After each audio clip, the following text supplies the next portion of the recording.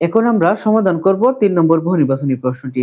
উক্ত বহু নির্বাচনী প্রশ্নটিও রাজশাহী বোর্ড, দিনাজপুর বোর্ড, ঢাকা বোর্ডে বিভিন্ন সময়ে এসেছে।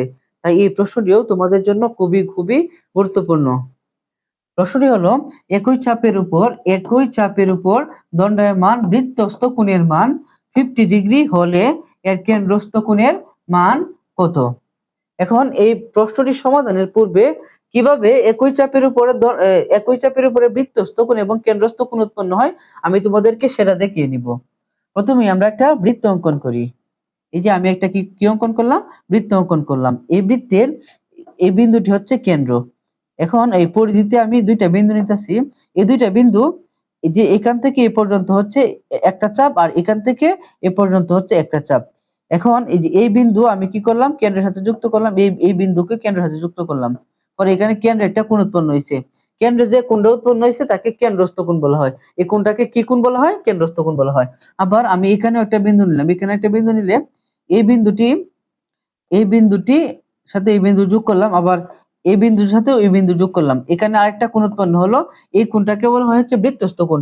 পরিধিতে যে কোণটা উৎপন্ন হয় সেই কোণটাকে বলা হয় বৃত্তস্থ কোণ, আর কেন্দ্রে যে কোণটা উৎপন্ন হয় তাকে বলা হয় কেন্দ্রস্থ কোণ।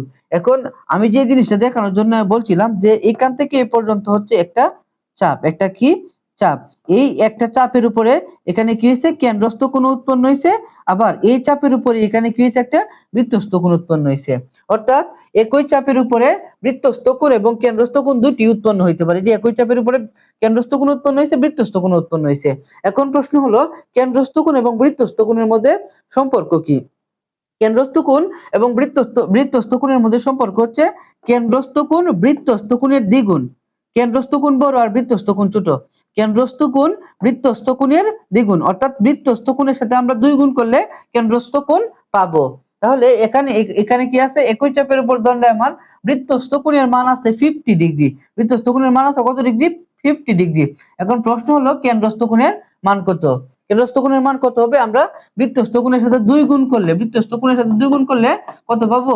100 পাবো। বৃত্তস্থ কোণের সাথে 2 গুণ করলে আমরা কত পাবো? 100 পাবো। তাহলে আমাদের কেন্দ্রস্থ কোণের মান হচ্ছে 100 ডিগ্রি।